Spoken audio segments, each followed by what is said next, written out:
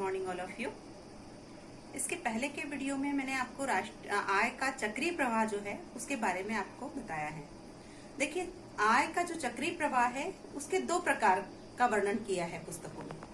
एक होता है वास्तविक प्रवाह और दूसरा होता है मौद्रिक प्रवाह। वास्तविक प्रवाह मतलब आपका वस्तु और सेवाओं के भुगतान के बदले में जो प्राप्ति फर्म और परिवार के बीच में प्राप्ति और भुगतान जो होता है वो वास्तविक प्रवाह के अंतर्गत आ रहा है, और उसमें किसी और चीज का भी लेन देन हो सकता है। लेकिन मौद्रिक भुगतान जो है ये फर्म और परिवार उनके बीच में जो वस्तु और सेवाओं का मौद्रिक रूप से जो भुगतान हो रहा है, यानी जो प्राप्ति और भुगतान मौद्रिक रूप से होता है तो वो मौद्रिक भुगतान कहलाता है। पर इसका अन्य अलग अलग क्षेत्रों में अलग अलग प्रकार से वर्णन किया गया है। एनसीईआरटी की पुस्तक में यदि हम देखते हैं तो एनसीईआरटी में तो ज्यादा वर्णन, विस्तृत वर्णन नहीं दिया गया है, लेकिन यदि हम अन्य बुक में देखते हैं तो इसका और प्रकार से वर्णन किया गया है। तो यदि हम अन्य क्षेत्रों में आय का चक्रीय प्रवाह देखते हैं तो यदि हम एकल क्षेत्र में, आप देख सकते हैं एकल क्षेत्र में आय का चक्रीय प्रवाह एकल क्षेत्र में है, द्विक्षेत्र में है। यदि हम एकल क्षेत्र में देखते हैं तो एक एग्जाम्पल के तौर पे बता देती हूं मैं कि 4 परिवार हैं और चारों परिवार जैसे मान लीजिए ABCD, तो यदि पहला परिवार जो है वो 1 रुपए खर्च कर रहा है, यहाँ मुद्रा का चलन में स्थिर है, ये 1 रुपए खर्च कर रहा है B के पास, B से वो पैसे C के पास गए, C से वो D के पास गए, D के से फिर वापस वो A के पास आए। इस प्रकार से हम कह सकते हैं कि वो 1 ही रुपया पूरा रोटेट हुआ, लेकिन इसमें आय का जो भाग है वो बढ़ गया, क्योंकि ये 1 रुपए 4 व्यक्तियों ने खर्च किए, मतलब वो 4 रुपए के बराबर हो गए। तो इस प्रकार एकल क्षेत्र में आय का प्रवाह जो देखेंगे तो आय का प्रवाह उसमें बढ़ जाएगा। अब यदि हम देखते हैं द्विक्षेत्र में, तो द्विक्षेत्र के लिए जो हमने पहले आपका पढ़ा है वही चीजें हैं। ये सेकंड पॉइंट, पहला हुआ आपका एकल क्षेत्र, दूसरा है द्विक्षेत्र में। तो द्विक्षेत्र में हमने ज्यादा जो चीजें पढ़ी हैं, पहला था हमारा परिवार फर्म, यानी वही मांग और पूर्ति। तो परिवार क्षेत्र जो है वो हमारा मांग पक्ष में है, यानी वो मांग कर रहा है। और दूसरा क्षेत्र क्या था आपका, जो सप्लाई था यानी पूर्ति, वो कर रहा था आपकी फर्म में कंपनियां, यानी हम इसको ले रहे हैं उत्पादन क्षेत्र। यानी ये 2 क्षेत्र हो गए आपके पास में, लेकिन द्विक्षेत्र यानी ये 2 क्षेत्रों पे काम हो रहा है। लेकिन ये 2 क्षेत्र जो कार्य कर रहा है ये क्या कर रहा है, परिवार जो है आपके पास में, हमने यहाँ पे लिख रखा था वित्तीय संस्थान एवं बैंक, यहाँ पे इसको हम पूंजी बाजार कह देते हैं, यानी जहां से पूंजी का निर्माण हो रहा है उसके अंतर्गत बैंक वगैरह आ गए, वित्तीय संस्थान भी आ गए। तो यहाँ क्या कर रहा है, परिवार क्या कर रहा है, अपनी बचत डाल रहा है। और जो वापस वो रोटेट वाला जो था वो तो है, यहाँ पे क्या हो रहा था कि ये उत्पादन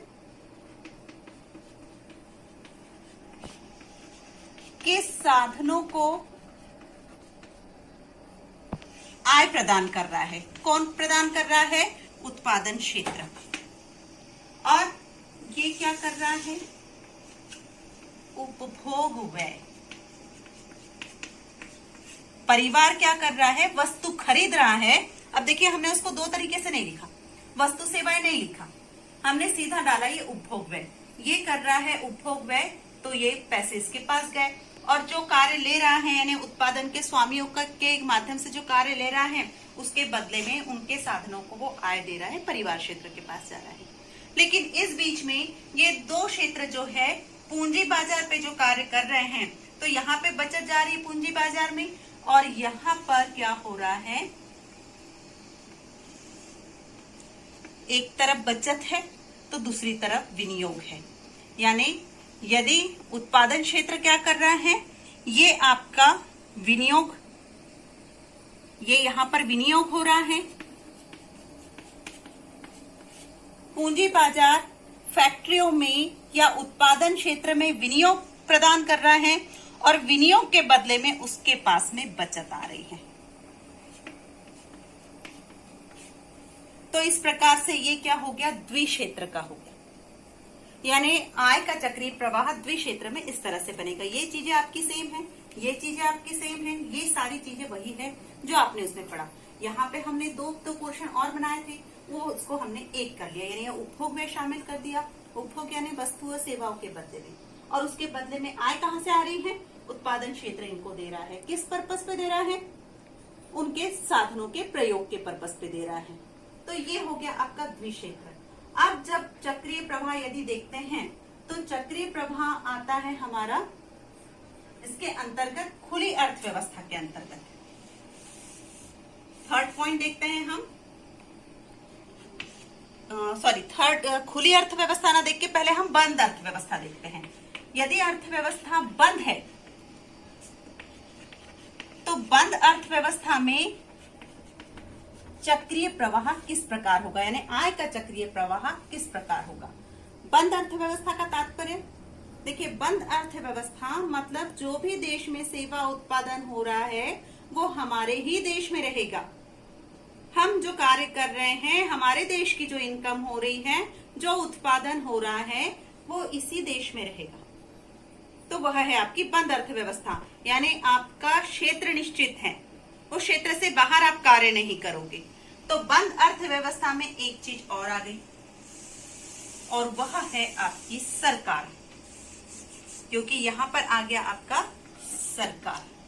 तो यहां पे एक और बॉक्स बन जाएगा आपका। बाकी तीन चीजें सेम है।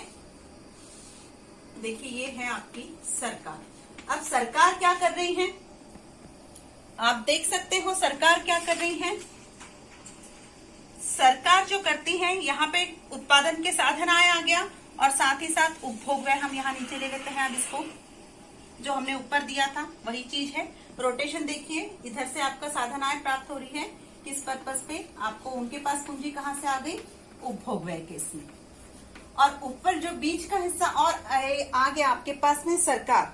तो सरकार क्या कर रही है? उद्योगों की सहायता प्रदान कर रही है, उद्योगों को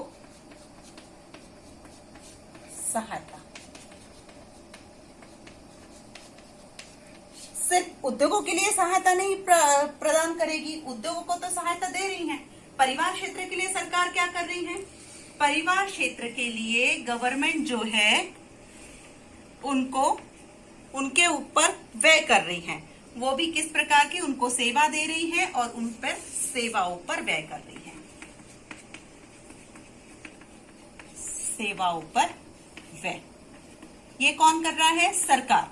सरकार परिवार क्षेत्र के लिए सेवा कर रही है, उसके ऊपर खर्च कर रही है, क्योंकि सार्वजनिक कार्य यहां से करेगी। और उत्पादन क्षेत्र के लिए क्या कर रही है? उद्योगों को सहायता पहुंचा रही है। ठीक उसी प्रकार फिर सरकार के लिए परिवार क्षेत्र क्या करेगा और उत्पादन क्षेत्र क्या करेगा? तो ये क्या कर रहा है? ये आपको सरकार को व्यक्तिगत कर दे रहा है, व्यक्तिगत कर। क्यों दे रहा है व्यक्तिगत कर? देखिए ये कर देगा तभी तो सरकार की आय प्राप्त होगी। और उत्पादन क्षेत्र भी क्या कर रहा है? यह भी व्यक्तिगत कर प्रदान करेगा, तभी तो ये सहायता प्रदान करेगा। मतलब सरकार के पास इनकम कहां से है? तो ये कर के माध्यम से इनकम आ रही है। तो परिवार क्षेत्र भी सरकार को कर दे रहा है और उत्पादन क्षेत्र भी सरकार को कर दे रहा है। अब इन सब कर के आधार पे पूंजी बाजार में क्या हो रहा है? पूंजी बाजार तो अपनी बचत दे रहा है, परिवार जो है वो पूंजी बाजार में बचत दे रहा है, और उत्पादन क्षेत्र में भी बचत ले रहा है और वहां विनियोग कर रहे हैं, क्योंकि वो लोग लोन लेते हैं। मतलब बैंक क्या कर रहा है या पूंजी बाजार वित्तीय संस्थान क्या कर रही है? यहाँ पे निवेश कर रही है। निवेश के बदले में उनको एक्स्ट्रा जो आपका ब्याज प्राप्त हो रहा है वो एक्स्ट्रा इनकी बचत हो रही है। तो इस प्रकार से सरकार पूंजी बाजार के लिए भी क्या करेगा? यहां पर भी वह सामान्य व्यय करेगा। इसको हम सामान्य व्यय कैसे कह सकते हैं? देखिए ये क्या कर रहा है, यहां देखिए आप बोर्ड पर, राज्य का जो व्यय है वह व्यय करेगा। यानी सरकार पूंजी बाजार के अंतर्गत राज्य के जो व्यय हैं इन व्ययों को करेगा। इस प्रकार से ये बना आपका बंद अर्थव्यवस्था के अंतर्गत।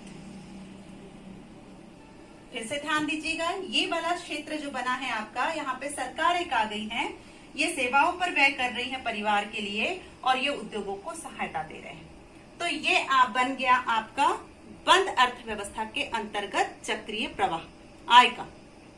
अब यदि हम इसको देखते हैं खुली अर्थव्यवस्था, अब हमारा नेक्स्ट पॉइंट हो गया खुली अर्थव्यवस्था। तो ये सारी चीजें हैं, ये सारी चीजें खुली अर्थव्यवस्था में हैं, लेकिन एक चीज ये हो जाएगा कि खुली अर्थव्यवस्था में सिर्फ देश में ही नहीं, अन्य विदेशों के साथ व्यवसाय होगा। यानी सिर्फ हम देश में काम नहीं कर रहे हैं, हमारे देश में वस्तु सेवाओं का उत्पादन जो हो रहा है उसको हम अन्य विदेशों के साथ भी कर रहे हैं। मतलब हमारा बाजार विस्तृत हो गया है, हमारी सेवाएं विस्तृत हो गई हैं। तो तब खुली अर्थव्यवस्था में एक और चीज आपकी जुड़ जाएगी, है ना।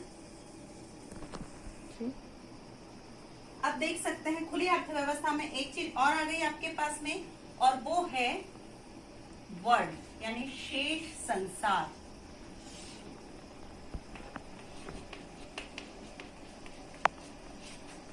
यानी विश्व के अन्य देश, है ना, या हम कह सकते हैं पूरा संसार या विश्व ले लीजिए, यानी ग्लोबलाइजेशन है, यानी विश्व। अब विश्व के साथ क्या हो रहा है, उत्पादन क्षेत्र क्या करता है, ये सारी प्रोसेस तो वो चल ही रही है, क्योंकि बंद अर्थव्यवस्था वाला भी कार्य हो गया है। लेकिन अब उत्पादन क्षेत्र जो है सिर्फ यहीं तक के सीमित नहीं है, ये प्रोडक्शन यहीं तक के सीमित नहीं है, ये यहाँ से आयात निर्यात की प्रोसेस भी चालू हो जाएगी। यहाँ से आयात और निर्यात, तो आयातों पर भुगतान किया जाएगा और निर्यातों को दिया जाएगा। मतलब हम क्या कह सकते हैं, आयातों का भुगतान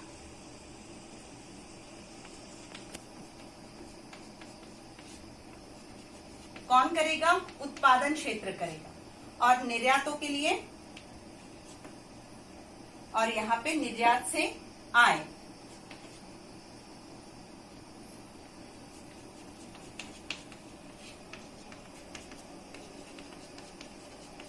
यानी उत्पादन क्षेत्र में विश्व में जब बिजनेस हो रहा है तो यहाँ पर उत्पादन क्षेत्र क्या करेगा, आयात करेगा तो उसके लिए भुगतान करेगा, और निर्यात करता है तो निर्यात से क्या हो रहा है, उसके पास आय प्राप्त हो रही। मतलब आय का क्षेत्र, आय का दायरा यहाँ पर बढ़ गया। आयात भुगतान, देखिए कोई भी देश तब ज्यादा सफल होगा जब वहां पे आयात कम और निर्यात अधिक होगा। तो इस प्रकार से वो मेंटेन करेगा। और सरकार से क्या कनेक्शन है उसका, तो देखिए सरकार से कनेक्शन ये होगा, इसको हम तिरछा बनाते हैं, उद्योगों को सहायता, ताकि हमारे लिए आसानी हो जाएगी।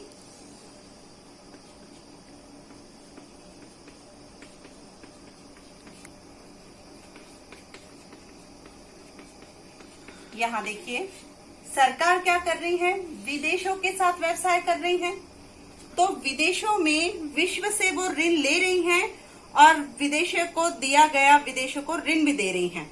यानी दिया गया विदेशों को दिया गया ऋण,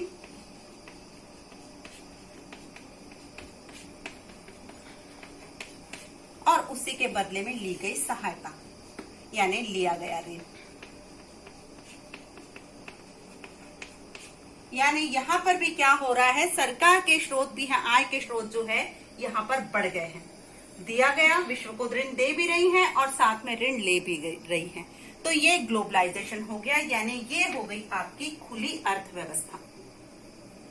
ये आपका खुला अर्थव्यवस्था। बाकी सेम चीजें हैं। देखिए हम जिस तरह से काम कर रहे हैं, कल देखा हमने द्विक्षेत्र में हमारी सिर्फ ये चीजें थी। खुली बंद अर्थव्यवस्था में सरकार शामिल हो गई और खुली अर्थव्यवस्था में विश्व शामिल हो गया। तो ये पोर्शन और बढ़ गया, क्योंकि आयात निर्यात बढ़ गया है और पैसे लेने के दायरे बढ़ गए हैं। तो उम्मीद करते हैं कि आपको यहाँ तक कि आपको एक चीजें और समझ में आई होगी।